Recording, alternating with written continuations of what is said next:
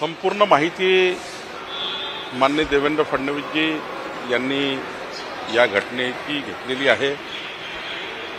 मी विदर्भ, नागपूर आणि अमरावती या भागातली माहिती घेतली आहे।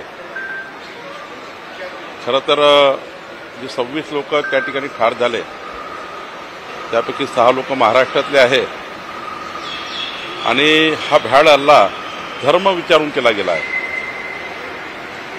खरं तर हिंदूंना जाणीवपूर्वक टार्गेट करण्यात आला आहे आणि अशा प्रकारची घटना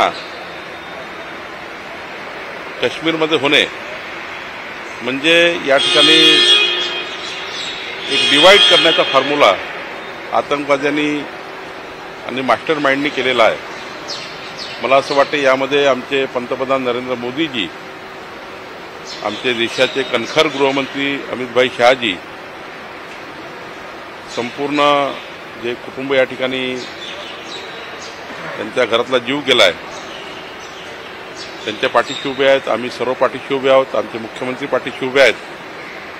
खरं तर या घटनेमध्ये जे मास्टर माइंड असेल व ज्यांनी घटना केली आहे ते लोक, जे आतंकवादी, यांना आमचं सरकार धुंडून काढेल आणि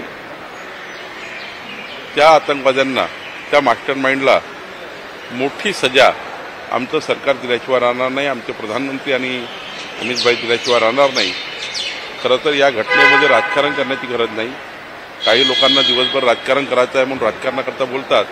अशा घटनेमध्ये संपूर्ण देश पाठीशी उभा करून एकसंघपणे सरकारच्या मागे उभं राहून या देशाला मजबूत केलं पाहिजे, महाराष्ट्राला मजबूत केलं पाहिजे किंवा या घटनेमध्ये जे परिवार गेले आहेत त्यांच्या पाठीशी संपूर्ण देशाने उभं राहिलं पाहिजे।